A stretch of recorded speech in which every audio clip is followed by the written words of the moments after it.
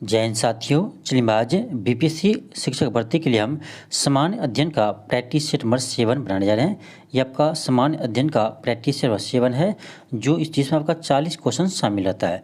यानी आपका जो सामान्य अध्ययन से 40 नंबर का आपका जो क्वेश्चन पूछे जाएंगे इसी का ये प्रैक्टिस सेट है जो आपका क्लास 6 से लेकर 12 तक के लिए, यानी आपका ये सभी क्लासों के लिए आपका अनिवार्य है।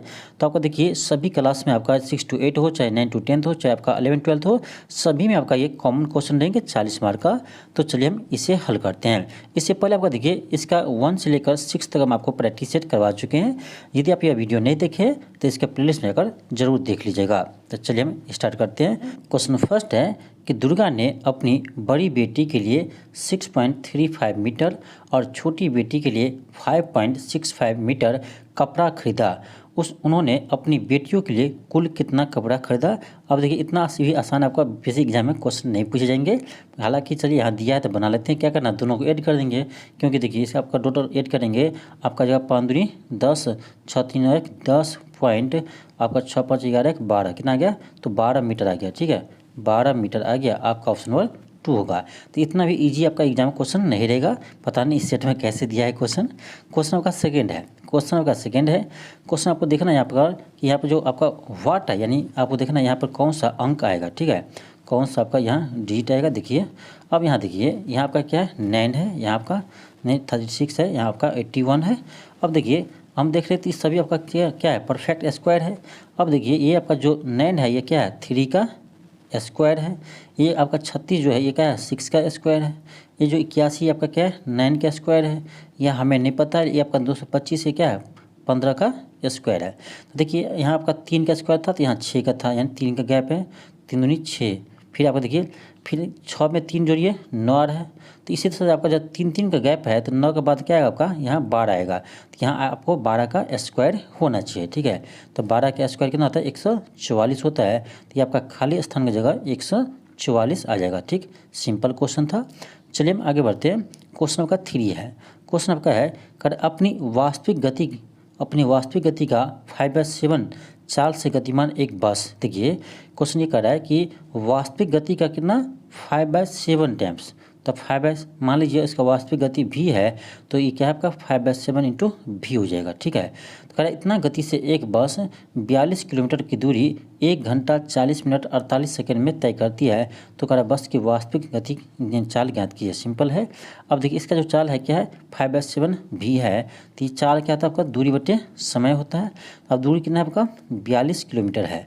अब देखिए समय आपको क्या दिया है 1 घंटा 40 मिनट दिया है। तो आपका देखिए 1 घंटा प्लस 40 मिनट को हम घंटा में बदलेंगे तो आपका क्या आएगा 40/60 आएगा। फिर आपका 48 सेकेंड है तो उसको भी घंटा में बदलेंगे तो क्या होगा 48 में हम 3600 से भाग देंगे, क्योंकि 3600 सेकेंड 1 घंटा होता है। ठीक है, अब यहाँ देख लीजिए इसको आप क्या कीजिए थोड़ा सा कैलकुलेटिव दे दिया है, कोई नहीं। अब इसको क्या कीजिए हल कीजिए। ठीक है, अब इसको पूरे को आप हल कीजिएगा। ठीक, फिर यहाँ डिवाइड करेंगे, उसके बाद आपका यहाँ से भी का वैल्यू आ जाएगा। ठीक है, तो यहाँ से आपका कैलकुलेशन करना आपका काम है। थोड़ा सा लेंदी है, ऐसे भी आपका ज़्यादा लेंदी नहीं है। ठीक है, इसको आप यहाँ भी जोड़ कीजिए, फिर आप यहाँ से डिवाइड कीजिएगा, आपका भी का वैल्यू आ जाएगा। ठीक है, तो इतना आप लोग कर लीजिएगा। ठीक, इसका आंसर देखिए आपका आ जाएगा ऑप्शन नंबर 4 आ जाएगा 35 किलोमीटर पर आवर। ठीक, आप लोग कैलकुलेशन कर लीजिएगा। ठीक, क्वेश्चन का 4 है। क्वेश्चन है कि दो संख्याओं का अनुपात 2:3 है। अब देखिए कर रहा है दो संख्या का अनुपात क्या है 2:3 है। कर यदि प्रत्येक संख्या में 20 की वृद्धि की जाती है, यानी दोनों में क्या करते हैं दोनों आपका 20 की संख्या वृद्धि करते हैं, तो ये आपका रेशियो हो जाता है आपका कितना 3:4 आ जाता है। ठीक है, 3:4 आ जाता है। अब एक चीज़ यहाँ देखिए, आप एक चीज़ देखिए 3:4 है। अब एक चीज़ देखिए कि वृद्धि कितना किया है, वृद्धि आपका अनुपात में देखिए कितना किया है। तो यहाँ से हम देखिए 2 था तो यहाँ आपका 3 हो गया, 1 वृद्धि हुआ। यहाँ आपका 3 था तो यहाँ 4 हुआ, यहाँ भी 1 का वृद्धि हुआ। लेकिन यहाँ कह रहा है कि 20 का वृद्धि कर रहा है, तो यही आपका एक पार्ट ये आपका 20 के बराबर हो गया। ठीक है, एक पार्ट आपका 20 के बराबर हो गया। क्वेश्चन कर रहा है आपका कि संख्याओं क्या है। अब देखिए यहाँ क्या अनुपात 2:3 है, तो एक पार्ट आपका कितना है 20 है, तो 2 पार्ट कितना हुआ है 40 होगा। ठीक, और ये 3 पार्ट है, 3 पार्ट कितना होगा तो 20×60 होगा। तो ये आपका संख्या आ जाएगा 40,60 आ जाएगा। ठीक, आपका ऑप्शन नंबर 4 आ जाएगा, ऑप्शन 4 आ जाएगा। नेक्स्ट आपका क्वेश्चन आपका 5 है। क्वेश्चन आपका 5 है।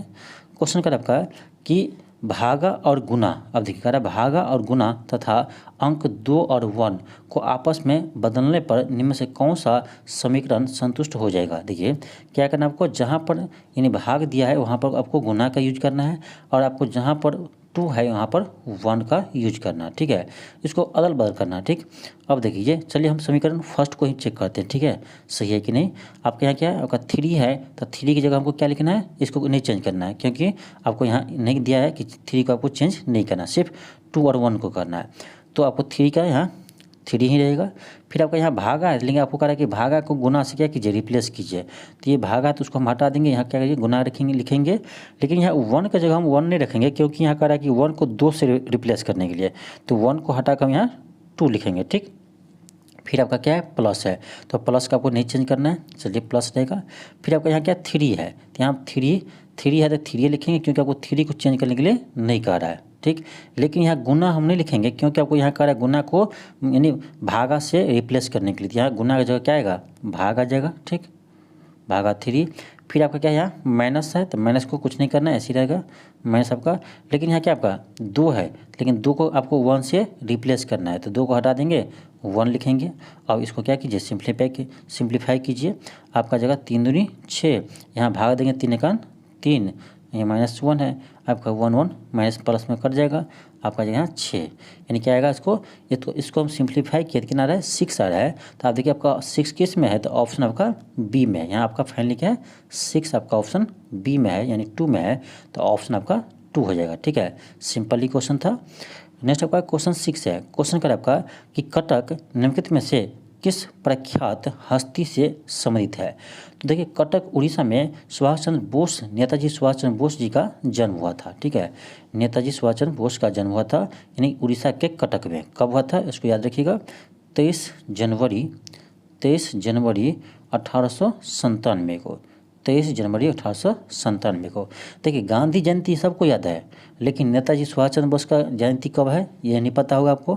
भगत सिंह की जयंती है ये नहीं आपको पता होगा कब है, तो ये सब नहीं पता रहेगा, लेकिन गांधी जयंती पता रहेगा, नेहरू जयंती पता रहेगा।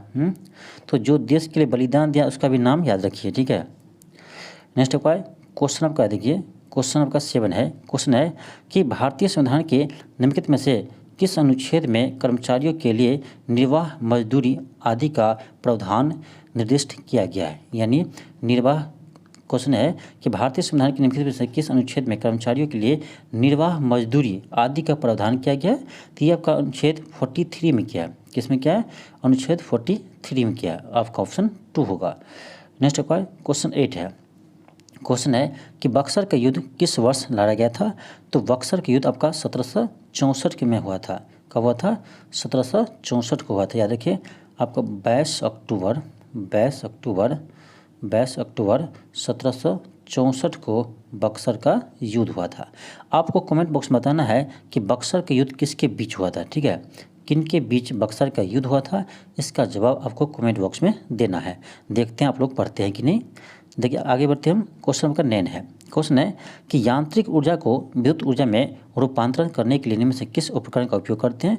तो यांत्रिक को विद्युत में कौन बदलेगा, तो ये आपका डायनेमो बदलेगा, ठीक है। डायनेमो आपका ये यांत्रिक ऊर्जा को विद्युत ऊर्जा में बदलेंगे। लेकिन यहीं पर आपका क्वेश्चन आता कि विद्युत ऊर्जा को यांत्रिक ऊर्जा में कौन बदलेगा, ठीक है। विद्युत ऊर्जा को यांत्रिक ऊर्जा में कौन बदलेगा, तब आपका हो जाता विद्युत मोटर, ठीक। चलिए आगे बढ़ते हैं। नेक्स्ट है क्वेश्चन 10 है। क्वेश्चन आपका है कि क्वेश्चन है कि समन्वयी धर्म दीन और इलाही, जिसका शाब्दिक अर्थ था कि ईश्वर का धर्म, की स्थापना किसके द्वारा की गई थी। तो दीन और इलाही धर्म का स्थापना अकबर ने किया था, ठीक। ऑप्शन आपका 1 होगा, इसे आप याद रखेंगे। नेक्स्ट आपका क्वेश्चन 11 है। क्वेश्चन है कि विश्व की तीसरी सबसे लंबी नदी कौन सी है। क्या कर रहा है, विश्व की तीसरी सबसे लंबी नदी। तो आपको तो ये पता होगा कि विश्व की सबसे लंबी नदी कौन है, नील नदी है। तो आपको सबसे लंबी नहीं पूछ रहा है, ये आपका फर्स्ट स्थान पर है। ये कर आपका तीसरी सबसे लंबी नदी, तो ये आपका है यांगत्से नदी, ये आपका चीन की नदी है, ठीक है। यांगत्से नदी ये आपका चीन की है, जो आपका विश्व की तीसरी सबसे लंबी नदी है। तो बात करेंगे हम सबसे लंबी नदी कौन है विश्व का, तो ये आपका है नील नदी। दूसरा स्थान पर कौन आता है, तो दूसरा स्थान बाद आपका आता है अमेजन नदी। कौन? अमेजन नदी, ठीक है, जो ब्राज़ील में है। तो अमेजन नदी आपका दूसरी सबसे लंबी नदी है, और नील नदी सबसे लंबी नदी है, और यांगसी नदी आपका विश्व की तीसरी सबसे लंबी नदी है। इसको भी याद रखेंगे। नेक्स्ट आपका क्वेश्चन 12 है। क्वेश्चन आपका 12 है। क्वेश्चन कर रहा है कि 1931 में पहली भारतीय बोलती फिल्म रिलीज हुई थी, इस फिल्म का नाम क्या था? तो पहली बोलती फिल्म थे आलम आरा, ठीक है, आलम आरा आपका ऑप्शन नंबर क्या होगा? 2 होगा। आपसे पूछा जाए कि पहली मूक यानी जिसमें साउंड नहीं था, सिर्फ पिक्चर था, तो मूक मूवी कौन था? तो ये था आपका राजा हरिश्चंद्र, ठीक है, दोनों याद रखिए, ठीक है। प्रथम आपसे पूछे मूक यानी फिल्म कौन थे, तो ये था आपका राजा हरिश्चंद्र। आपसे पूछे प्रथम बोलती हुई फिल्म यानी जिसमें पहली बार साउंड था यानी आवाज़ था, तो ये था आपका आलम आरा, ठीक है, इसको भी याद रखिए। चलिए हम आगे बढ़ते हैं। क्वेश्चन आपका है क्वेश्चन 13 है। क्वेश्चन है कि भारत के किस राज्य में सबसे पुराना और सबसे बड़ा तेल क्षेत्र मौजूद है? तो ये आपका असम के डिगवोई। देखिए असम का जो डिगवोई है आपका भारत का प्रथम तेल शोध कारखाना है, ठीक है, और ये आपका सबसे पुराना भी है और सबसे बड़ा भी है। तो आपका ऑप्शन 4 होगा। नेक्स्ट आपका क्वेश्चन 12 है। क्वेश्चन है कि बुक्का प्रथम प्राचीन भारत में इनमें से किस राजवंश का संस्थापक है? तो देखिए हरिहर और बुक्का ने संगम वंश का स्थापना किया था, ठीक है। अब कहिए सर हरिहर और बुक्का ने ये तो विजयनगर साम्राज्य का स्थापना किया था। देखिए विजयनगर साम्राज्य के अंतर्गत आपका बहुत सारे साम्राज्य थे, ठीक है, यानी बहुत सारे वंश थे। तो विजयनगर साम्राज्य का प्रथम वंश थे संगम वंश, इसीलिए कहते हैं कि विजयनगर का भी स्थापना कौन किया था? हरिहर बुक्का ने किया था। और उसके तहत आपका प्रथम वंश आता है संगम वंश, तो संगम वंश के संस्थापक भी हो जाता है आपका हरिहर बुक्का। तो आपको कन्फ्यूज नहीं होना है, विजयनगर साम्राज्य कहे फिर भी आपका होगा हरिहर बुक्का, और संगम वंश कहे तो ये इसका भी आंसर होगा आपका हरिहर बुक्का, ठीक है। नेक्स्ट आपका क्वेश्चन 15 है। क्वेश्चन आपका 15 है कि इंग्लिश चैनल और उत्तरी सागर को जोड़ने वाली जल मरुधि है यानी जल संधि का नाम बताइए। तो ये आपका है डोवर जल संधि। डोवर जल संधि ये आपका इंग्लिश चैनल को उत्तरी सागर यानी नॉर्थ सी को जोड़ती है, डोवर जल संधि, ठीक। नेक्स्ट आपका है क्वेश्चन आपका देखिए क्वेश्चन है 16। क्वेश्चन है कि 1848 में लॉर्ड डलहौजी के कार्यकाल के दौरान लागू हुए सुधार का नाम बताइए, ठीक है। देखिए इसमें आपको देखा जाए तो इसमें यानी ब्रह्मपक्त का सिद्धांत आपका ये लॉर्ड डलहौजी के समय में यानी लॉर्ड डलहौजी ने ये सिद्धांत दिया था ब्रह्मपक्त का सिद्धांत। ऑप्शन आपका 2 होगा। यानी कहने का अर्थ ये हुआ कि ब्रह्मपक्त का सिद्धांत ये आपका जो लागू हुआ था वो लॉर्ड डलहौजी के समय में लागू हुआ था, ठीक है। एक चीज़ और देखिए कि भारत में प्रथम रेलवे का विस्तार भी यानी प्रथम रेलवे लाइन बिछाया गया था आपका, ये भी डलहौजी के समय में ही बिछाया गया था, ठीक है। इसीलिए भारतीय रेलवे का जनक डलहौजी को भी कहा जाता है। नेक्स्ट आपका क्वेश्चन का 17 है। क्वेश्चन है निम्नलिखित में से कौन सा पौधे में होने वाली कवक रोग नहीं है, यानी कौन सा रोग है जो कवक से होने वाली रोग नहीं है? तो आपका हो जाएगा ऑप्शन नंबर 2 हो जाएगा साइट्रस कैंकर। ये जीवाणु यानी बैक्टीरिया से होने वाली रोग है। ये आपका जीवाणु यानी बैक्टीरिया से होने वाली रोग है, ऑप्शन 2 होगा। नेक्स्ट आपका क्वेश्चन 18 है। क्वेश्चन है कि नासा का पूर्ण रूप क्या है, यानी नासा का फुल फॉर्म क्या होता है? तो ये तो आपका national aeronautics and space administration, ठीक है। ये नासा किसका है? तो नासा आपका अमेरिका का एक स्पेस एजेंसी है। नासा ये आपका अमेरिका का एक क्या है? स्पेस एजेंसी है। जैसे आपका भारत में इसरो है, स्पेस एजेंसी क्या आपका भारत में इसरो है, उसी तरह से आपका नासा अमेरिका का एक स्पेस एजेंसी है, ठीक। नेक्स्ट आपका क्वेश्चन 19 है। क्वेश्चन आपका 19 है कि किस पशु को भारत का राष्ट्रीय धरोहर पशु घोषित किया है? किस पशु को भारत का राष्ट्रीय धरोहर पशु घोषित किया है? तो ये आपका हाथी है। देखिए 2010 में हाथी को राष्ट्रीय धरोहर पशु घोषित किया था, जबकि यानी गंगा डॉल्फिन को 2010 में गंगा डॉल्फिन को भारत का जलीय जीव यानी राष्ट्रीय जलीय जीव घोषित किया था गंगा डॉल्फिन को, तो उसको भी ध्यान रखिएगा। नेक्स्ट आपका क्वेश्चन का 20 है। क्वेश्चन है कि प्रकाश संश्लेषण की दर किस रंग के प्रकाश में अधिकतम होती है? तो लाल रंग के प्रकाश कि वो लाल रंग के प्रकाश में प्रकाश संश्लेषण की दर सबसे अधिक होती है। अब देखिए यहाँ पे स्टूडेंट क्या करता है, उसको लगता है कि प्रकाश संश्लेषण हरा रंग में होता है, तो हरा देखते ही हरा को टिक कर देता है, क्योंकि उसको लगता है हरा में होता है तो हरा में सबसे अधिक होता होगा। तो ये आपका गलत है। याद रखिएगा कि प्रकाश संश्लेषण की दर सबसे अधिक लाल रंग के प्रकाश में होती है। ऑप्शन 3 होगा। नेक्स्ट आपका क्वेश्चन 21 है। क्वेश्चन है एक्सरे की खोज किसने किया था? तो एक्सरे की खोज रोटिंजन ने किया था। याद रखिएगा, एक्सरे की खोज रोटिंजन ने किया था। ऑप्शन 1 होगा। क्वेश्चन नंबर 22 है। क्वेश्चन है भारतीय पुरातत्व सर्वेक्षण का मुख्यालय कहाँ है? तो इसका मुख्यालय नई दिल्ली में है। ऑप्शन 2 होगा। नेक्स्ट क्वेश्चन 23 है कि भारतीय रिजर्व बैंक यानी RBI का स्थापना कब हुआ था? ये आपको हम कितने बार बता चुके हैं। अभी तक यदि आप 6 का 6 सेट देखे होंगे तो इस आपका RBI इसमें कितना बार आ चुका है, और हम आपको कितना बार बता चुके हैं कि RBI का स्थापना कब हुआ है और RBI का राष्ट्रीयकरण कब हुआ। आई होप आपको याद होगा कि RBI का स्थापना 1 अप्रैल 1935 को हुआ था। 1 अप्रैल 1935 को हुआ था, जबकि इसका राष्ट्रीयकरण 1 जनवरी 1949 को हुआ था। ठीक है, तो उसको भी ध्यान रखिए। RBI का स्थापना 1 अप्रैल 1935 को हुआ था और इसका मुख्यालय मुंबई में है, और इसका राष्ट्रीयकरण 1 जनवरी 1949 को हुआ था। ठीक है, इसको भी ध्यान रखिए। अभी आपका वर्तमान में RBI का गवर्नर कौन है? तो शक्तिकांत दास है। याद रखिए, वर्तमान में RBI का गवर्नर शक्तिकांत दास है। इसको भी ध्यान रखिए। नेक्स्ट आपका क्वेश्चन 24 है। क्वेश्चन आपका है कि बंगाली साहित्यकार रविन्द्रनाथ टैगोर किस वर्ष में अपने गीतांजलि नामक कविता संग्रह के लिए साहित्यकार नोबेल पुरस्कार जीतने वाले पहले भारतीय बने? तो ये आपका 1913 में मिले थे। याद रखिएगा, रविन्द्रनाथ टैगोर को साहित्य का नोबेल पुरस्कार 1913 मिला था, और यह नोबेल पुरस्कार विजेता पाने वाले प्रथम भारतीय थे। तो इसको ध्यान रखिएगा। और ये भी आपके एग्जाम में क्वेश्चन पूछे जाते हैं कि रविन्द्रनाथ टैगोर को किस कविता या किस पुस्तक के लिए उसे यानी साहित्य का नोबेल पुरस्कार मिला था? तो गीतांजलि के लिए। याद रखिएगा, गीतांजलि के लिए उसे साहित्य का नोबेल पुरस्कार मिला था। नेक्स्ट है क्वेश्चन 25 है। क्वेश्चन आपका 25 है। क्वेश्चन है कि जिन तत्वों में धातुएं और अधातुएं के बीच के मध्यवर्ती गुण होते हैं उन्हें उपधातु यानी मेटलॉइड कहते हैं। तो निम्न से किसे उपधातु के रूप में जानते हैं? ठीक है, निम्न से किसे उपधातु के रूप में जानते हैं? देखिए आपका, देखिए इसमें उपधातु कौन है? तो जर्मेनियम है। ठीक है, जर्मेनियम आपका ये उपधातु है। नेक्स्ट है क्वेश्चन 26 है। क्वेश्चन कर रहा है कि अशोक तर्कसिद्ध रूप में प्रारंभिक भारत के सबसे प्रसिद्ध शासक थे जिन्होंने कलिंग पर विजय प्राप्त की। ठीक है, सही है, करें वे किसके पोते थे?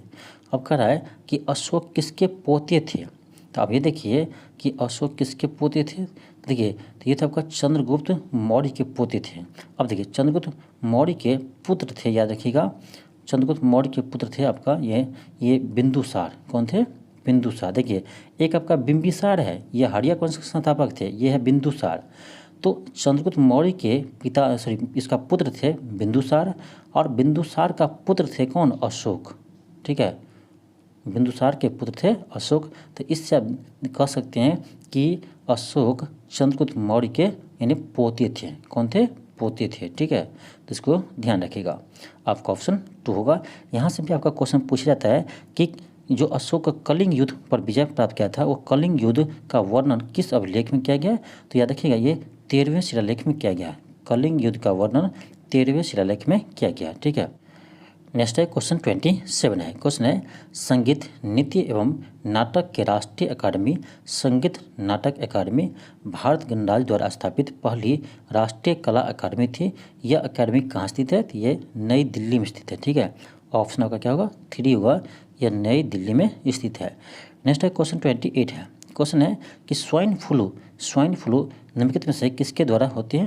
यानी ये आपका वायरस के कारण होती है। याद रखिएगा, H1N1 वायरस के कारण आपका स्वाइन फ्लू रोग होते हैं। ठीक है, नेक्स्ट है क्वेश्चन 29 है। क्वेश्चन है कि निम्नलिखित भारतीय राष्ट्रपतियों के नाम को उनके कार्यकाल के अनुसार अवरोही क्रम में व्यवस्थित कीजिए।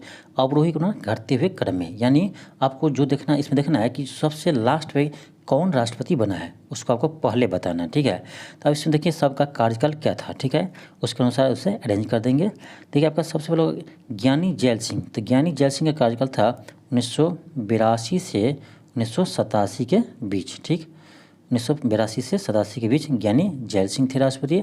फिर आपका देखिए नीलम संजय रेड्डी, ये 1967 से लेकर 1969 तक ये राष्ट्रपति थे।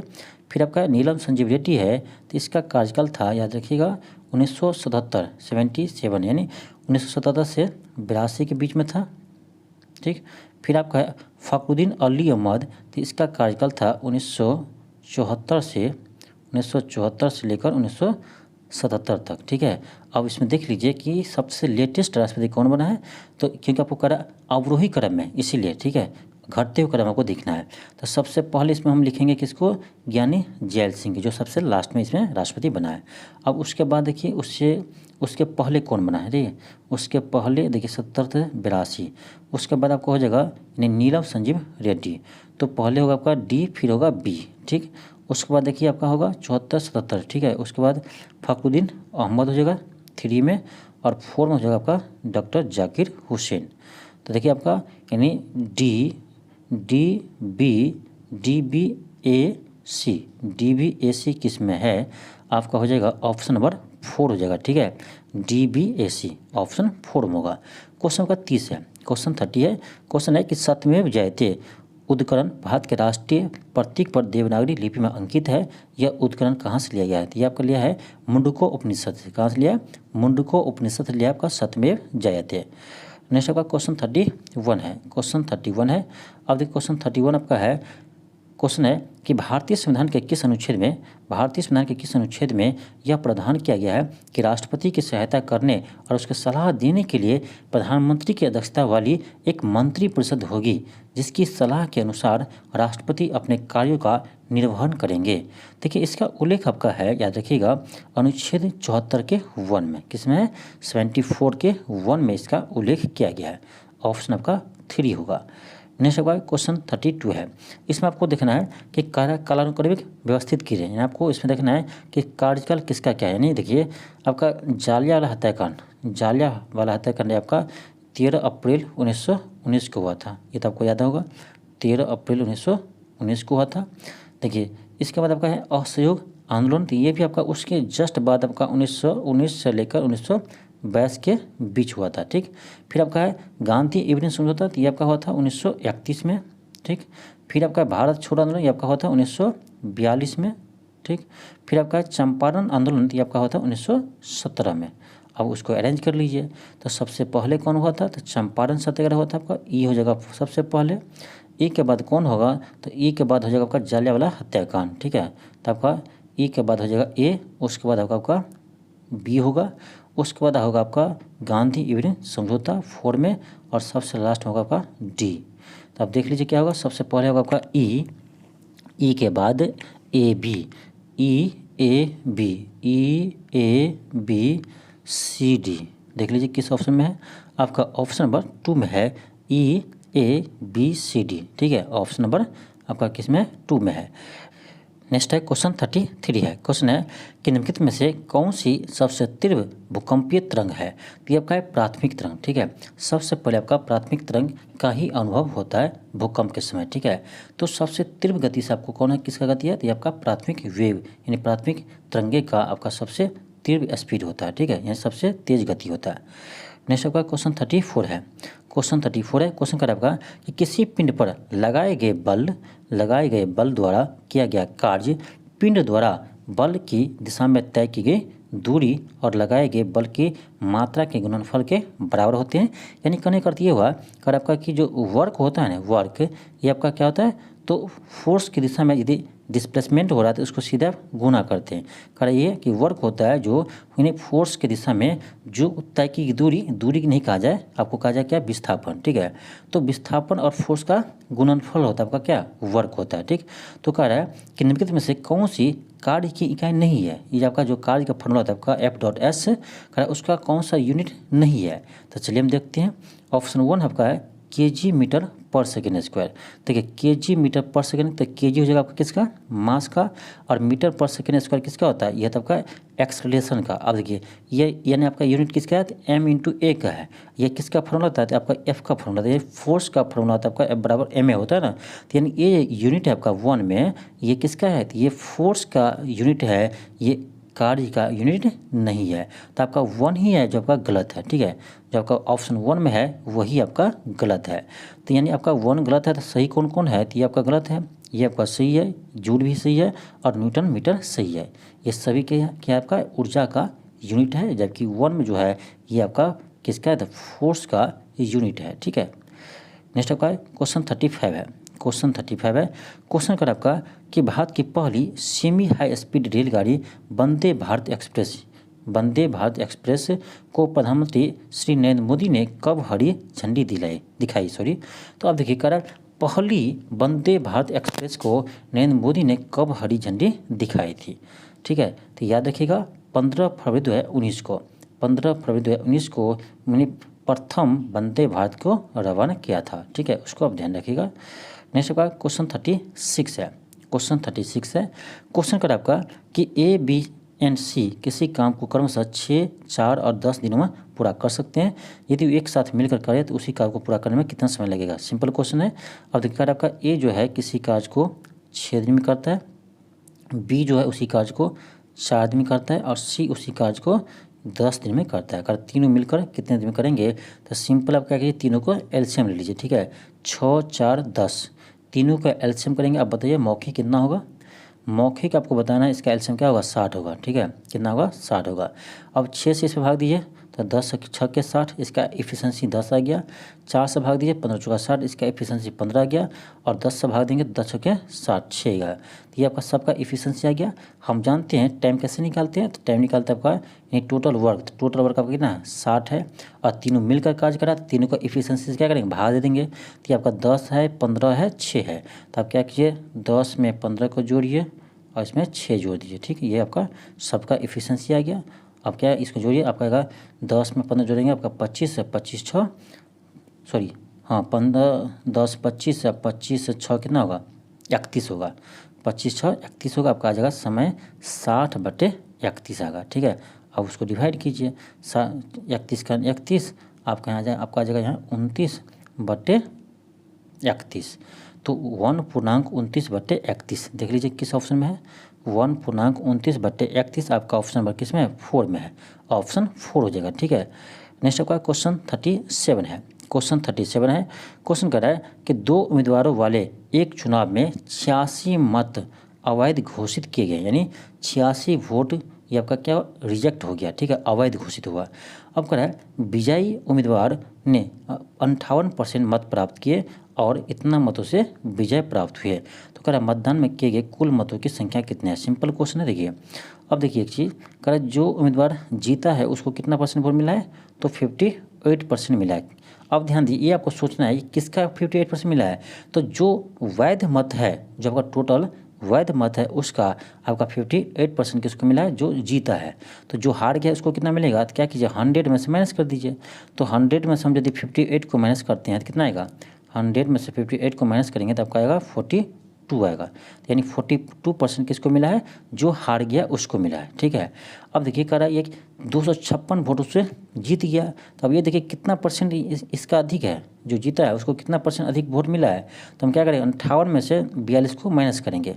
आप माइनस कीजिए आपको आएगा कितना? 16 आएगा। देखिए ना माइनस कीजिए ना, 58 में से 42 को माइनस करेंगे 16 आएगा। यानी 16% मतों से ये जो आपका है वो जीत गया, ठीक है। यही आपको कितना दिया है? 256 दिया है। तो यानी यही आपका 16% 256 दिया है, क्योंकि यहाँ कह रहा है 256 वोट से वो जीत गया। हम यहाँ देख रहे हैं कि वो 16% वोटों से जीत गया है। तो यानी मुझे यहाँ दिया है 16% ही आपका ये 256 है, ठीक है। तो यहाँ से 1% निकालेंगे तो 16 256 आपका यहाँ से 1% आ जाएगा कितना? आपका आ जाएगा 16। तो हम 100% निकालेंगे। देखिए 100% निकालेंगे आपको कितना आएगा? तो 16 गुने 100 1600। तो यानी वैध मत टोटल आपका कितना? 1600 पड़ा था, ठीक है। ये 1600 मत क्या है? ये आपका टोटल वोट नहीं है, ध्यान रखिएगा। ये 1600 टोटल वोट नहीं, ये वैध मत है, यानी वैलिड वोट है। लेकिन इसमें कह रहा था 86 वोट था क्या? अवैध था। तो ये आपसे कह रहा कि टोटल कुल मत कितना पड़ा था? तो इस 86 को इसमें हम ऐड कर देंगे तो आपका आ जाएगा 1686, ठीक है। तो यानी 1686 वोट टोटल पड़े थे। ऑप्शन आपका 4 होगा, ऑप्शन 4 होगा, ठीक। नेक्स्ट आपका क्वेश्चन 38 है। क्वेश्चन 38 है। क्वेश्चन कर आपका कि किसी 8 मीटर लंबे 4 मीटर चौड़े जलाशय में 1 मीटर 22 सेंटीमीटर की गहराई तक पानी भरा है। तो कह रहा है गीली सतह का क्षेत्रफल ज्ञात कीजिए। देखिए इसको आपको थोड़ा सा समझना होगा। अब ये गाढ़ा होगा, ये जो गाढ़ा खोद रहा है तो ये आपका गाढ़ा कैसा होगा, ये घनाकार होगा, क्योंकि लंबा है, चौड़ा है और ऊंचा है। तो एक चीज़ का क्या होगा, घनाकार होगा। तो ये आपका घनाकार होगा, ये आपका तालाब जो भी है जलाशय उसको खोद रहा है तो घनाकार होगा। आपका जो गीला सतह है उसका क्षेत्रफल निकालिए। तो आप ऐसे मत कीजिएगा कि उसका पृष्ठीय क्षेत्रफल निकाल दीजिएगा। 2 इंटू क्या होता है, लंबाई इंटू चौड़ाई, चौड़ाई इंटू ऊंचाई, ऊंचाई इंटू लंबाई। तो ये आपका टोटल क्षेत्रफल आ जाएगा। जबकि आपसे कह रहा है क्या कि गीली सतह का क्षेत्रफल। एक चीज़ बताइए, गीली सतह क्या होगा, चारों साइड का होगा और नीचे का तल होगा। क्या ऊपर तल भी होगा, ऊपर का जो भाग खुला हुआ है ना, ऊपर का जो भाग है वो खुला हुआ है, तो ये तो गीला नहीं है, तो ऊपर का जो भाग वो खुला हुआ है, तो यानी इसका क्षेत्रफल आपको नहीं निकालना है। तो क्या करेंगे, तो सिंपल है। देखिए 2 इंटू करेंगे लंबाई इंटू चौड़ाई, चौड़ाई इंटू ऊंचाई, ऊंचाई इंटू लंबाई, ये आपका टोटल हो गया। इसमें से माइनस कर देंगे जो आपका ऊपरी सतह था। तो ऊपरी सतह क्या था, उसका क्षेत्रफल क्या आएगा, तो लंबाई गुने चौड़ाई आएगा, तो यानी L इंटू बी आएगा। तो आप देखिए इसका वैल्यू निकाल दीजिए, आपका आंसर आ जाएगा। लंबाई की जगह L की जगह क्या लेना है, 8 मीटर लेना है। चौड़ाई की जगह क्या लेना है, B की जगह 4 मीटर लेना है। और H की जगह क्या लेंगे, तो H की जगह आपके लेंगे 1.22, क्योंकि 1 मिनट 22 सेकेंड है, सॉरी 1 मिनट करते हैं, 1 मीटर 22 सेंटीमीटर है। तो आपका जगह ये चौड़ाई आपका ऊंचाई आ जाएगा 1 मीटर, यानी 1.22 मीटर, सेंटीमीटर मीटर आएगा। ठीक है, तो आपको लंबाई भी दिया है, चौड़ाई भी दिया है, ऊंचाई भी दिया है, और आपको हम बता भी दिए कि इसका वैल्यू निकालना है। तो सभी के वैल्यू आप यहाँ रख दीजिए, उसको कैलकुलेट कीजिए। थोड़ा सा कैलकुलेटिव है तो आपको ही करना होगा, क्योंकि एग्जाम आपको देना है, मुझे नहीं देना है। तो कैलकुलेशन आपको सीखना होगा, हम सिर्फ आपको रास्ता दिखाएंगे। ठीक है, रास्ता आपको हम दिखाएंगे, उसका आगे कार्य आपको करना होगा। तो आप क्या कीजिए, लंबाई का L का मान रखिए, B का मान रखिए, H का मान वैल्यू रखिए सबका, और इसको कैलकुलेट कर दीजिए, आपका आंसर आ जाएगा। ठीक है, आपका आंसर आ जाएगा। फिलहाल आपको हम आंसर इसका बता देते हैं क्या आएगा। इसका आंसर आपका ऑप्शन 1 आ जाएगा। ठीक है, 61.28 वर्ग मीटर। ठीक है, आप करके देखिएगा, बन जाएगा। ठीक है, आपका थोड़ा सा कैलकुलेटिव है। नेक्स्ट है क्वेश्चन 39 है। क्वेश्चन 39 है। क्वेश्चन कर आपका कि 25,000 रुपये की धनराशि पर पहले, दूसरे और तीसरे वर्ष के लिए क्रमशः 4%, 5% और 6% के वार्षिक दर से चक्रवृद्धि ब्याज ज्ञात कीजिए यदि ब्याज की गणना वार्षिक चक्रवृद्धि ब्याज पर की जाती है। बहुत अच्छा क्वेश्चन है। अभी तक आप पढ़े होंगे कि भाई आपको क्वेश्चन देता होगा कि इतना मूलधन है और अपना दर है 10%, तो बताइए 3 वर्ष में चक्रवृद्धि ब्याज क्या होगा। तो यहाँ पर आपका अलग अलग है। देखिए पहला साल का आपका ब्याज दर अलग है, 4% है। दूसरा साल का ब्याज दर अलग है, 5% है।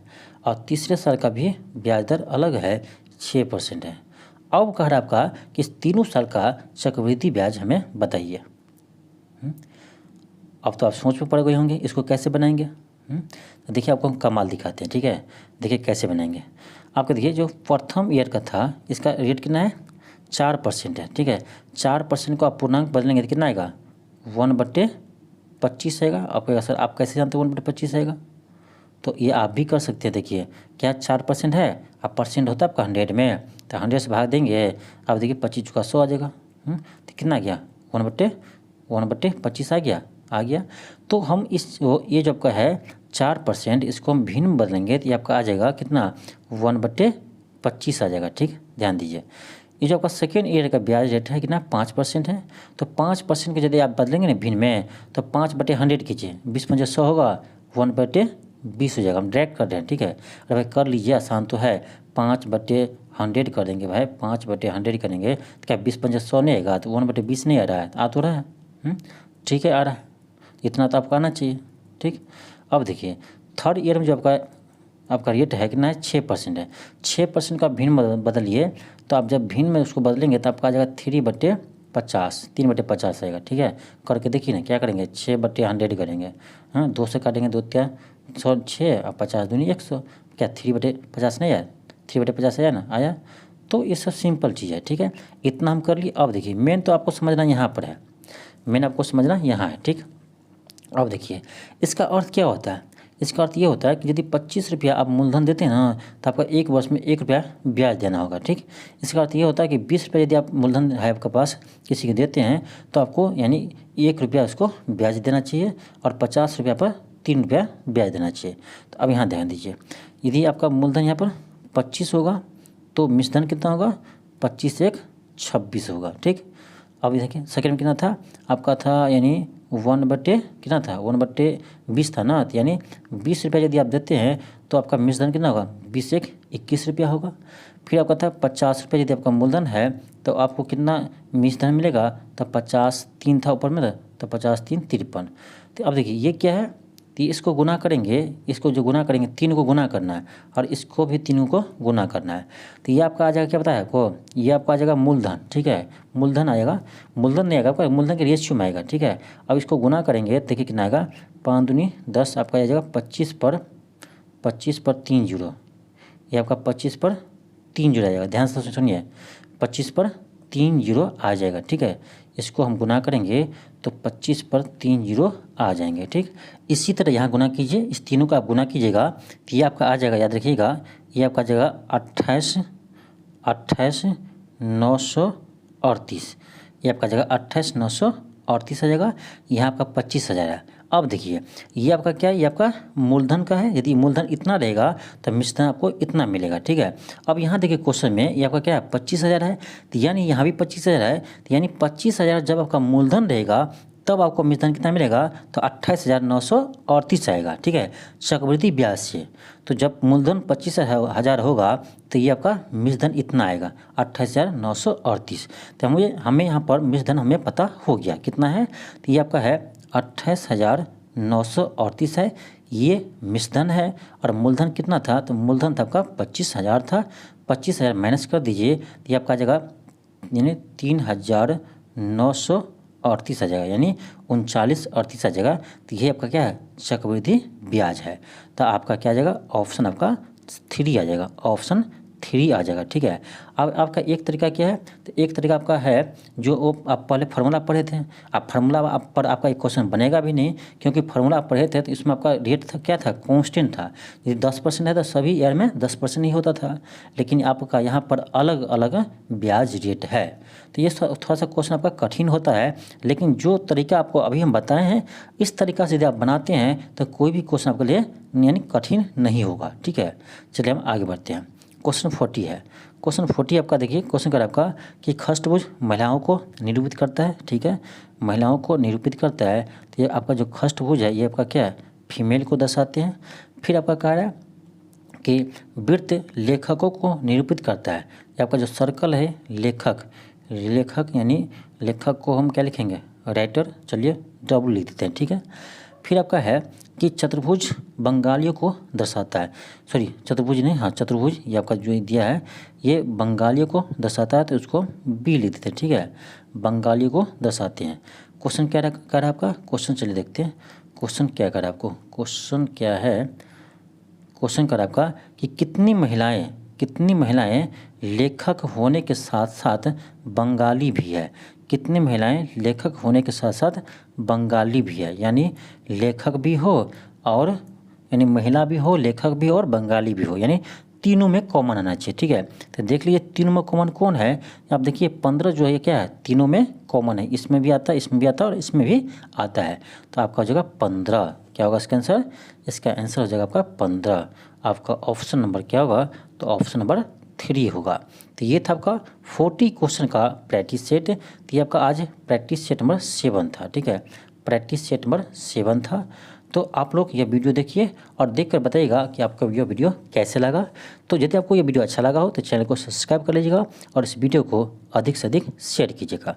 देखिए आपको जो अभी नया पैटर्न आपको बीपीएससी का आया है, जो आपका न्यू पैटर्न है, तो न्यू पैटर्न पर अभी आपका बुक अवेलेबल नहीं है, लेकिन कुछ बुक अभी आपका किरण पब्लिकेशन का बुक आया है, जैसे आपको हम आज बताए थे आपको एक वीडियो में। तो किरण पब्लिकेशन का आपका बुक, इसमें आपका सोशल साइंस का अभी आया है, ठीक है। तो सोशल साइंस का बुक आया है, हमारे पास अभी पहुंचा नहीं है, लेकिन 2 से 3 दिन में पहुंच जाएगा, ठीक है। 2 से 3 दिन में मेरे पास ये बुक पहुंच जाएंगे सोशल साइंस का, क्लास 6 to 8 का। तो जो आपका न्यू पैटर्न है उस पर आपको हम सोशल साइंस का आपको 2 से 3 दिन के बाद आपको हम पूरे जो न्यू सेट है उसको हम करवाएंगे, ठीक है। तो अभी आपको इसीलिए हम सोशल साइंस नहीं करवा रहे हैं, क्योंकि आपका पैटर्न चेंज हो चुका है। तो जैसे आपका न्यू पैटर्न का बुक आ जाएगा, बुक देखिए मार्केट में आ गया, लेकिन थोड़ा आने में समय लगता है, तो 2 से 3 दिन में आ जाएगा, ठीक है।